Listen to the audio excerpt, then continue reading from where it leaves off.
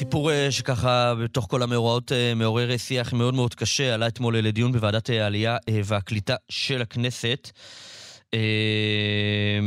אלינה פלחטי, זכרה לברכה, היא נרצחה בטבח ברעים, במסיבה ברעים. היא הייתה באמצע הליך הגיור. היא לא הייתה יהודייה, או שלא היה לה את כל ההוכחות ליהדות על פי ההלכה, והייתה באמצע הליך גיור, אבל היא נרצחה וכמובן לא הספיקה להשלים אותו, ולכן היא לא נקברה בחלקה הרגילה, אלא במה שמכונה מחוץ לגדר.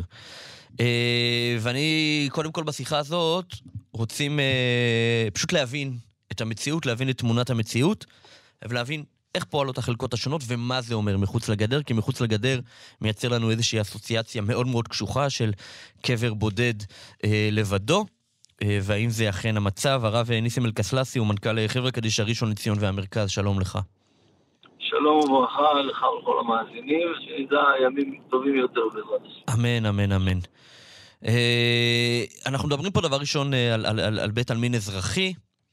כשאנחנו אומרים מחוץ לגדר, איך זה נראה? ראשית אני רוצה לומר שאני לא יודע מאיפה לקחו את המושג המושאל הזה של מחוץ לגדר. זה דבר שאולי היה למישהו אינטרס לעורר פרובוקציה כזאת או אחרת. הדבר הזה הוא לא קיים. ההפך הוא הנכון. אנחנו מתייחסים לזה בכבוד גדול, כפי שמורה לנו ההלכה, ובהתאם לפסיקות ההלכה, שיש לקבור את מתי ישראל בצורה מכובדת והראויה, ולכן מוכשרים חלקות זהות ותואמות לחלקות היהודיות, בדיוק אותו דבר. ברוב בתי העלמין בארץ קיימים חלקות מסופקים או חלקות אזרחיות למי שרוצה להיקבר בארון או באופן כזה ואחר. אני חושב שזה דבר טבעי שמי שלא רוצה להיקבר בארון ורוצה להיקבר בגבורה מסורה לנו מדור דור, זכאי לקבל את השירות הזה. אבל מנגד, מי שרוצה להיקבר בארון, זכותו להיקבר בארון, והוא מקבל את השירות הזה בחלקה שמיועדת לכך. החלקה היא ממוקמת. איך זה נראה? החלקה היא ממוקמת.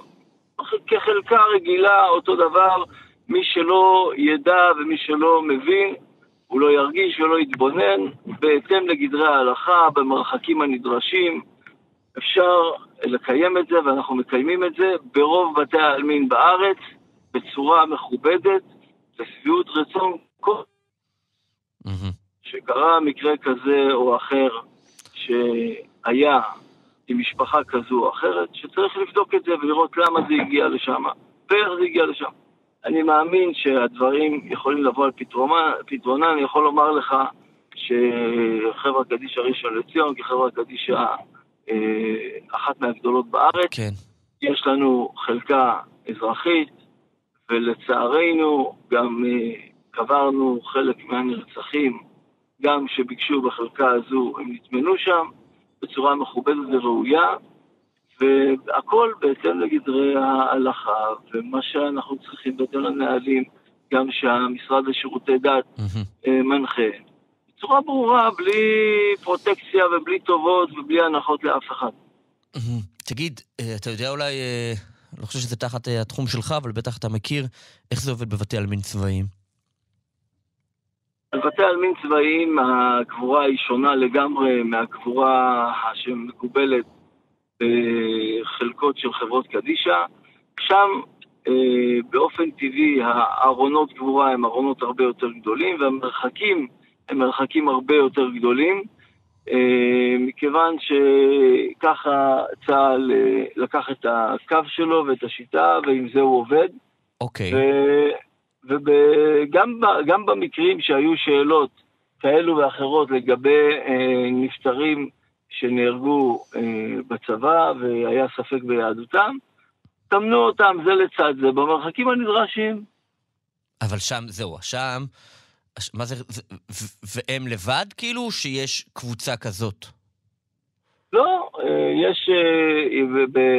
השאלה היא פשוטה, האם מי שנכנס לבית עלמין צבאי, והוא לא מומחה לעניין, רואה שיש פה קבוצה שהיא חריגה, או שכמו שאתה אומר בבתי עלמין רגילים, זה מי שלא יודע, זה נראה לו מכובד באותה מידה.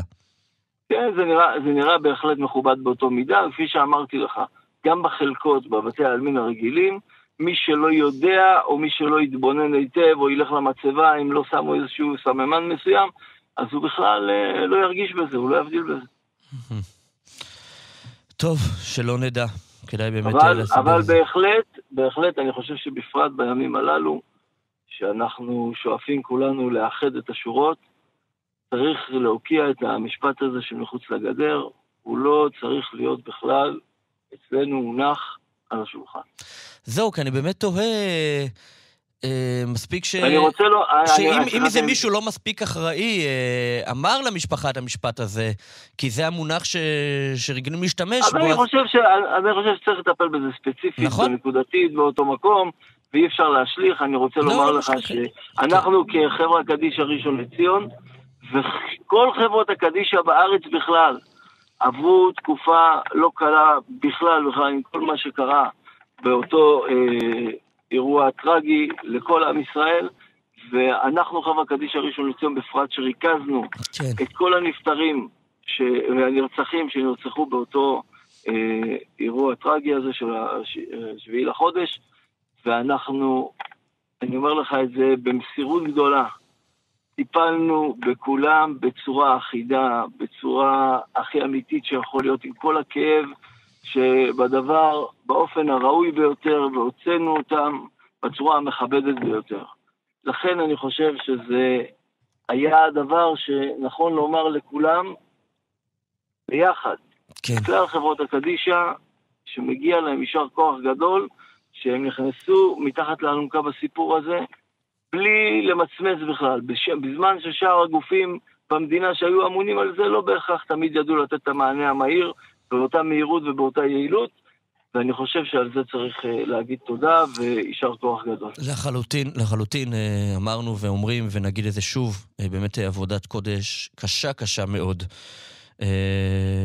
ולא נתפסת המסירות הזאת. הרב ניסים אלקסלסי, תודה שדיברת איתנו, תודה שהסברת לנו. תודה רבה ובשורות טובות. להתראות. אנחנו כאן מורשת.